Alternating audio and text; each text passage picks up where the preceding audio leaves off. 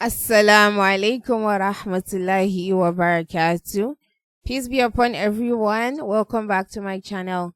So today we're going to be continuing the episode 3 of SAT hard math questions, and we're going to be doing the quadratic portion of the test. So you have the question for open bracket x squared minus 6x plus 9 divided by x minus 3 equals 6. If x does not equal 3, then what value of x satisfied the equation above? So them mentioning that x does not equal 3 is just trying to tell you that when you put 3 in the denominator, so like substitute x for 3, right, you're going to have 3 minus 3 equals 0. And anything divided by 0 is going to immediately give you an undefined answer. And that's not what we are trying to do here. We actually want a value of x. And in order for that value of x to exist and to be defined, we have to make sure that that value of x does not equal 3. So one thing from this information is for you to know that b is for sure not going to be the answer. Now I'm going to tell you one way of solving this, and I'm going to tell you the different tricks and twists that can come with a question like this that could cause students to fail it. So the first mistake I'm going to mention is that many students think the first thing they have to do to solve a question like this is to cross multiply. And cross multiplying would involve them having, say, for open bracket x squared minus 6x plus 9, right, equals 6 divided by x minus 3. When you go on to cross multiply a question like this, you're going to have for open bracket x squared minus 6x plus 9 equals 6 open bracket x minus 3.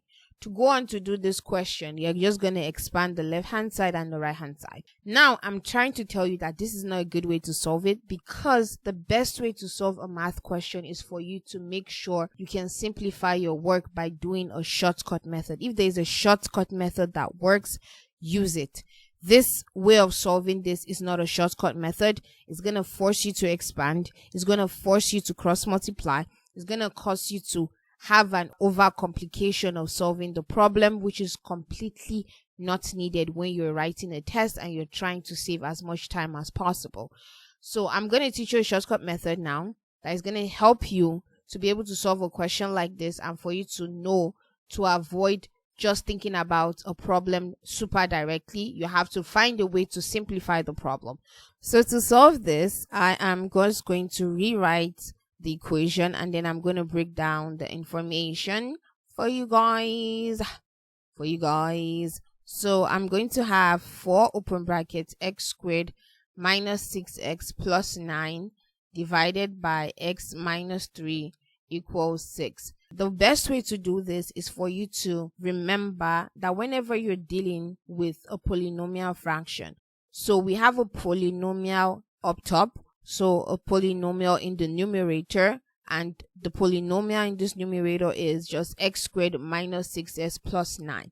And then we also have a polynomial in the denominator, x minus 3.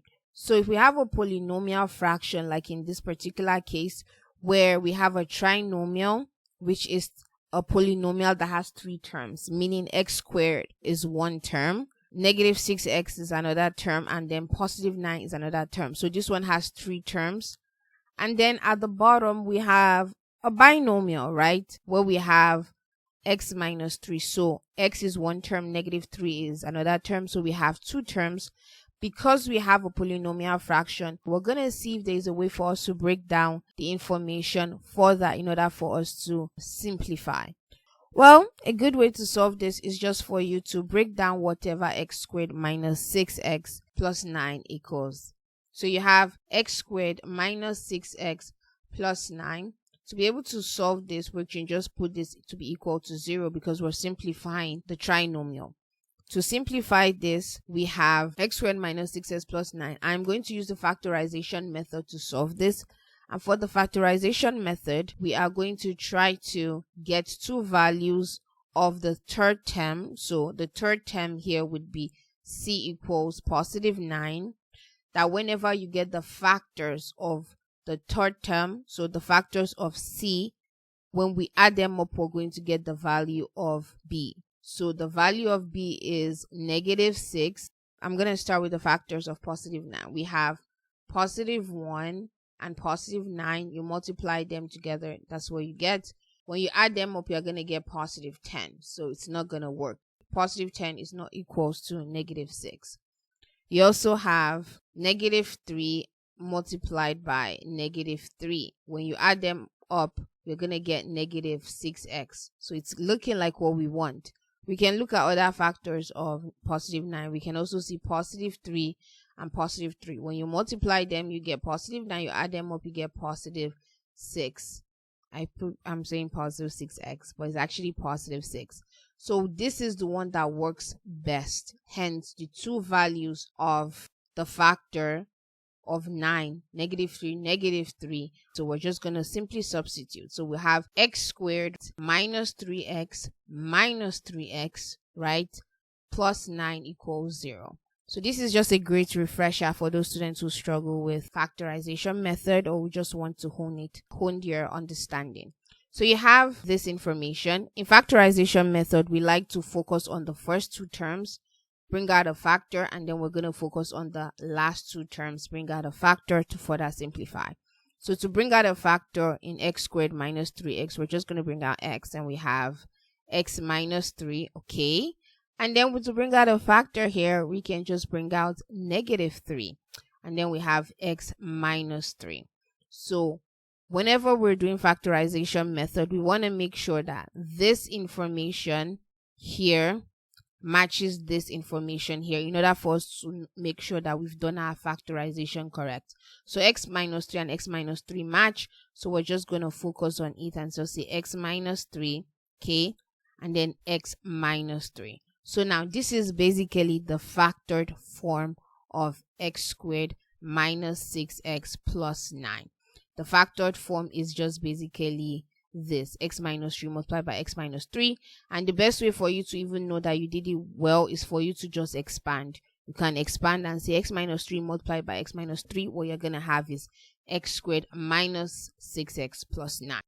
So now that we have the factored form information, I am just simply going to draw a line right here and I'm going to keep on solving. So we have for x squared minus 6x plus 9, I'm just going to use the factored form and just say x minus 3, okay, multiplied by x minus 3. You guys can see where this is going, divided by x minus 3.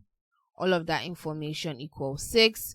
So now that we have similar information in the denominator as well as the numerator, we can just do simple math and we can just cancel one of them out and cancel one of them out.